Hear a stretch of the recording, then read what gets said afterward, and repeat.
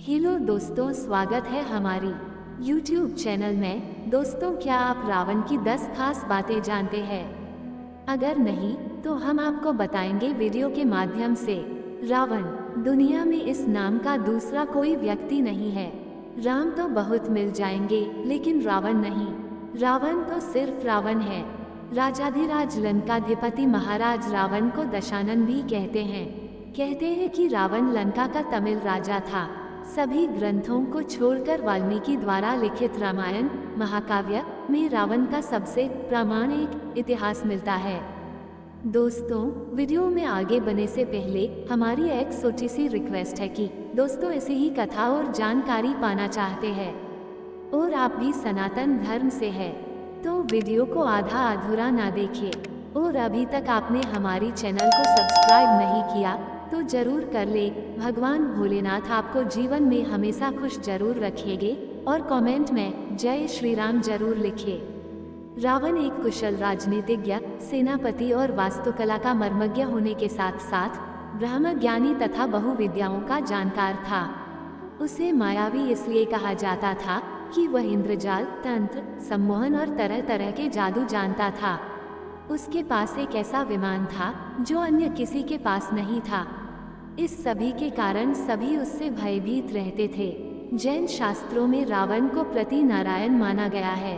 जैन धर्म के 64 शलाका पुरुषों में रावण की गिनती की जाती है। जैन पुराणों अनुसार महापंडित रावण आगामी 24वीं में तीर्थंकर की सूची में भगवान महावीर की तरह 24वें तीर्थंकर के रूप में मान्य होंगे। इसलिए कुछ प्रसिद्ध प्राचीन जैन तीर्थ स्थलों पर उनकी मूर्तियां भी प्रतिष्ठित हैं। आओ जानते हैं रावण के बारे में 10 महत्वपूर्ण बातें। पहली खास बात, क्या रावण के 10 सिर थे? कहते हैं रावण के 10 सिर थे। क्या सचमुच ये सही है? कुछ विद्वान मानते हैं कि रावण के 10 सिर नहीं थे, किंतु वह 10 सिर होने का भ्रम पैदा कर देता था। इसी कारण लोग उसे दशानन कहते थे। कुछ विद्वानों अनुसार रावण 6 दर्शन और 4 वेद का ज्ञाता था, इसीलिए उसे दसकंठी भी कहा जाता था। दसकंठी कहे जाने के कारण प्रचलन में उसके 10 सिर मान लिए गए। जैन शास्त्रों में उल्लेख है कि रावण के गले में बड़ी बड़ी गोलाकार 9 मणियां होती थीं। उक्त 9 मणियों में उसका सिर दिखाई देता था, जिसके कारण उसके 10 सिर होने का भ्रम होता था। हालांकि ज्यादातर विद्वान और पुराणों अनुसार तो यही सही है कि रावण एक मायावी व्यक्ति था जो अपनी माया के द्वारा 10 सिर के होने का भ्रम पैदा कर सकता था। उसकी मायावी शक्ति और जादू के चर्चे जग प्रसिद्ध थे। रावण के 10 सिर होने की चर्चा रामचरितमानस में आती है। वो कृष्ण पक्ष की अमावस्या को युद्ध के लिए चला था तथा एक एक दिन क्रमशः एक एक सिर कटते थे। इस तरह 10वें दिन अर्थात शुक्ल पक्ष की दशमी को रावण का वध हुआ। इसलिए दशमी के दिन रावण दहन किया जाता है। रामचरितमानस में वर्णन आता है कि जिस सिर को राम अपने बाण से काट देते थे उसके स्थान पर दूसरा सिर उभर आता था। विचार करने की बात है कि क्या एक अंग के कट जाने पर वहां नया अंग उत्पन्न हो सकता है। रावण के ये सिर कृत्रिम थे, आसुरी माया से बने हुए।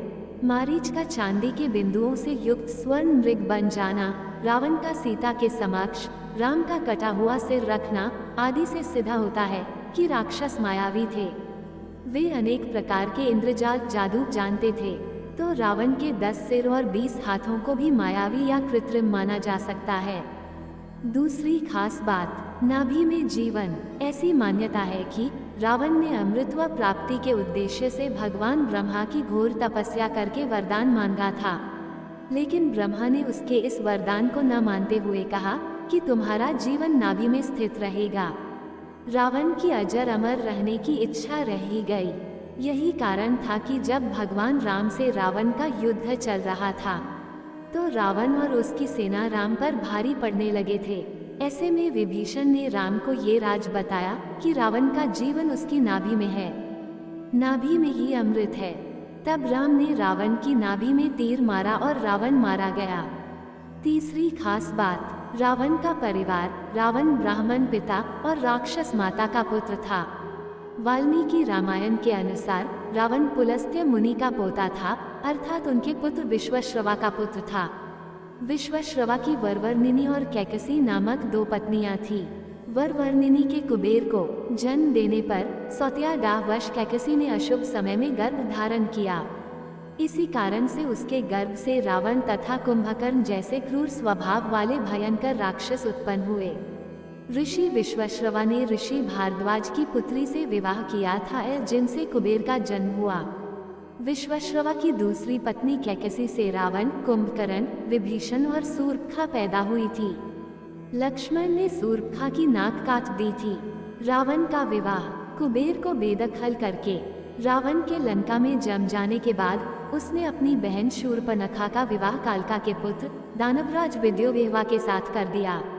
उसने स्वयं दिति के पुत्र मय की कन्या मंदोदरी से विवाह किया, जो हेमा नामक अप्सरा के गर्भ से उत्पन्न हुई थी। माना जाता है कि मंदोदरी राजस्थान के जोधपुर के निकट मंदोर की थी। विरोचन कुमार बलि की पुत्री वज्रज्वला से कुंभकर्ण का और गंधर्वराज महात्मा शैलुष की कन्या सरमा से विभीषण का विवाह हुआ। कुछ समय पश्चात मंदोदरी ने मेघनाद को जन्म दिया, जो इंद्र को परास्त करके संसार में इंद्रजीत के नाम से प्रसिद्ध हुआ। मंदोदरी से रावण को पुत्र मिले इंद्रजीत, मेघनाद, महोदर, प्रहस्त, विरूपाक्ष, भीकमवीर। ऐसा माना जाता है कि राम रावण के युद्ध एकमात्र विभीषण को छोड़कर उसके पूरे कुल का नाश हो गया था। चौथी खास बात, रावण का राज्य विस्तार। रावण ने सुंबा और बाली द्वीप को जीतकर अपने शासन का विस्तार करते हुए अंगद्वीप, मलयद्वीप, वराहद्वीप, शंखद्वीप, कुशद्वीप, यवद्वीप और आंध्राले पर विजय प्राप्त की थी। इसके बाद रावण ने लंका को अपना लक्ष्य बनाया। लंका पर कुबेर का राज्य था। आज के युग के अनुसार रावण का राज्य विस्तार इंडोनेशिया, मलेशिया, बर्मा, दक्षिण भारत के कुछ राज्य और श्रीलंका पर रावण का राज था। दरअसल माली, सुमाली और माल्यवान नामक 3 दैत्यों द्वारा त्रिकुट सुबेल पर्वत पर बसाई लंकापुरी को देवों और यक्षों ने जीतकर कुबेर को लंकापति बना दिया था। रावण की माता कैकसी सुमाली की पुत्री थी। अपने नाना के उकसाने पर रावण ने अपनी सौतेली माता इलविल्ला के पुत्र कुबेर से युद्ध की ठानी, परंतु पिता ने लंका रावण को दिलासा दिया तथा कुबेर को कैलाश पर्वत के आसपास के त्रिविष्टप क्षेत्र में रहने के लिए कह दिया। इसी तारतम्य में रावण ने कुबेर का पुष्पक विमान भी छीन लिया। 5वीं खास बात, रावण ने रचा था नया संप्रदाय। आचार्य चतुर्सेन द्वारा रचित बहुचर्चित उपन्यास वयम रक्षामः तथा पंडित मदन मोहन शर्मा शाही द्वारा 3 खंडों में रचित उपन्यास लंकेश्वर के अनुसार रावण शिव का परम भक्त, यम और सूर्य तक को अपना प्रताप झेलने के लिए विवश कर देने वाला, प्रकांड विद्वान, सभी जातियों को समान मानते हुए भेदभाव रहित समाज की स्थापना करने वाला था। सुरों के खिलाफ असुरों की ओर थे रावण। रावण ने आर्यों की भोग विलास वाली यक्ष संस्कृति से अलग सभी की रक्षा करने के लिए रक्ष संस्कृति की स्थापना की थी। यही रक्ष समाज के लोग आगे चलकर राक्षस कहलाए। 6ठी खास बात, रावण के विमान और एयरपोर्ट। रावण ने कुबेर को लंका से हटाकर वहां खुद का राज्य कायम किया था। धनपति कुबेर के पास पुष्पक विमान था, जिसे रावण ने छीन लिया था। रावण के इस पुष्पक विमान में प्रयोग होने वाले ईंधन से संबंधित जानकारियों पर मद्रास की ललित कला अकादमी के सहयोग से भारत अनुसंधान केंद्र द्वारा बड़े पैमाने पर शोध कार्य किया जा रहा है। कुबेर का था पुष्पक विमान। रामायण के अनुसार रावण सीता का हरण करके पुष्पक विमान द्वारा उन्हें श्रीलंका ले गया था। रामायण में वर्णित है कि युद्ध के बाद श्री राम, सीता, लक्ष्मण तथा अन्य लोगों के साथ दक्षिण में स्थित लंका से अयोध्या पुष्पक विमान द्वारा ही आए थे।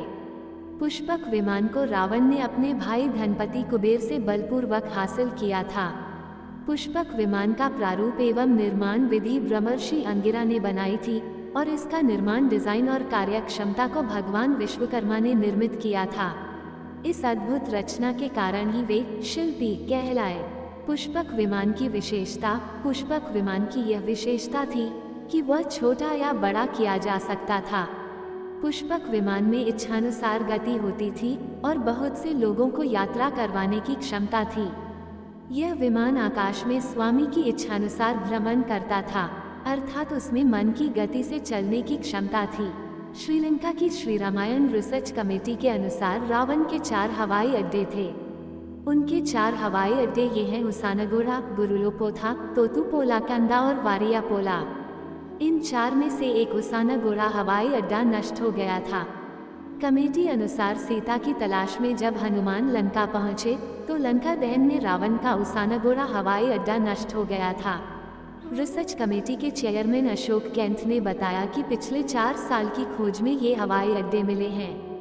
7वीं खास बात, रावण की रचना। शिव तांडव स्तोत्र। रावण ने शिव तांडव स्तोत्र की रचना करने के अलावा अन्य कई तंत्र ग्रंथों की रचना की।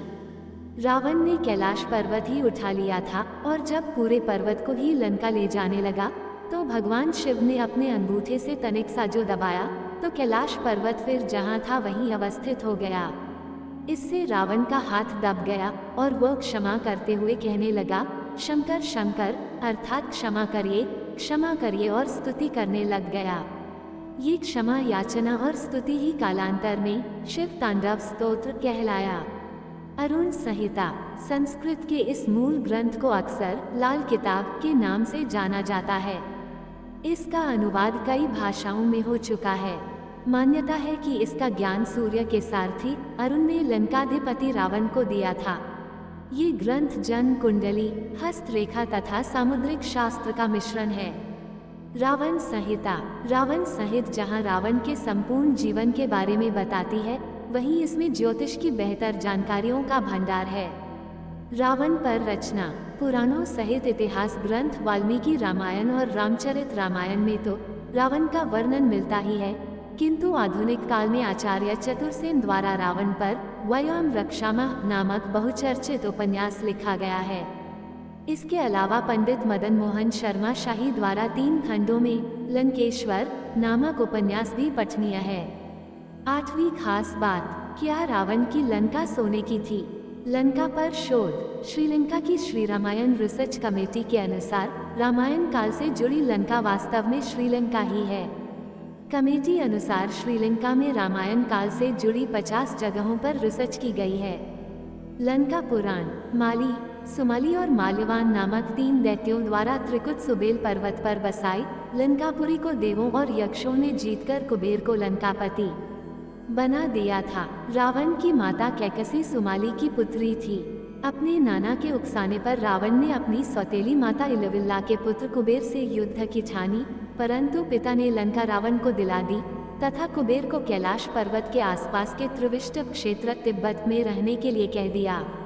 इसी तारतम्य में रावण ने कुबेर का पुष्पक विमान भी छीन लिया था। 9वीं अहम बात, शिव भक्त रावण। एक बार रावण जब अपने पुष्पक विमान से यात्रा कर रहे थे तो रास्ते में एक वन क्षेत्र से गुजर रहे थे। उस क्षेत्र के पहाड़ पर शिवजी ध्यानमग्न बैठे थे। शिव के गण नंदी ने रावण को रोकते हुए कहा कि इधर से गुजरना सभी के लिए निषिद्ध कर दिया गया है, क्योंकि भगवान तप में मगन है। रावण को ये सुनकर क्रोध उत्पन्न हुआ। उसने अपना विमान नीचे उतारकर नंदी के समक्ष खड़े होकर नंदी का अपमान किया और फिर जिस पर्वत पर शिव विराजमान थे उसे उठाने लगा। ये देख शिव ने अपने अंगूठे से पर्वत को दबा दिया, जिस कारण रावण का हाथ भी दब गया और फिर वह शिव से प्रार्थना करने लगा कि मुझे मुक्त कर दें। इस घटना के बाद वह शिव का भक्त बन गया। रावण की विनम्रता। राम ने जब रामेश्वरम में शिवलिंग की स्थापना की थी तब विद्वान पंडित की आवश्यकता थी। रावण ने इस आमंत्रण को स्वीकारा था। दूसरी ओर राम रावण के युद्ध के दौरान रावण ने लंका के ख्यात आयुर्वेदाचार्य सुषेण द्वारा अनुमति मांगे जाने पर घायल लक्ष्मण की चिकित्सा करने की अनुमति सहर्ष प्रदान की थी। इस तरह रावण की विनम्रता और अच्छाई के किस्से भी कई है। रावण ने 2 वर्ष सीता को अपने पास बंधक बनाकर रखा था, लेकिन उसने भूलवश भी सीता को छुआ तक नहीं था। हालांकि इसके पीछे उसकी प्रतिज्ञा थी। 10वीं खास बात, रावण का शव। अंतरिक्ष एजेंसी नासा का प्लेनेटेरियम सॉफ्टवेयर रामायण कालीन हर घटना की गणना कर सकता है। इसमें राम को वनवास हो, राम रावण युद्ध हो या फिर अन्य कोई घटनाक्रम, इस सॉफ्टवेयर की गणना बताती है कि ईसा पूर्व 5076 साल पहले राम ने रावण का संहार किया था। भारतीय पुरातत्व सर्वेक्षण विभाग के सेवानिवृत्त पुरातत्वविद डॉक्टर LM बहल कहते हैं कि रामायण में वर्णित श्लोकों के आधार पर इस गणना का मिलन किया जाए तो राम रावण के युद्ध की भी पुष्टि होती है।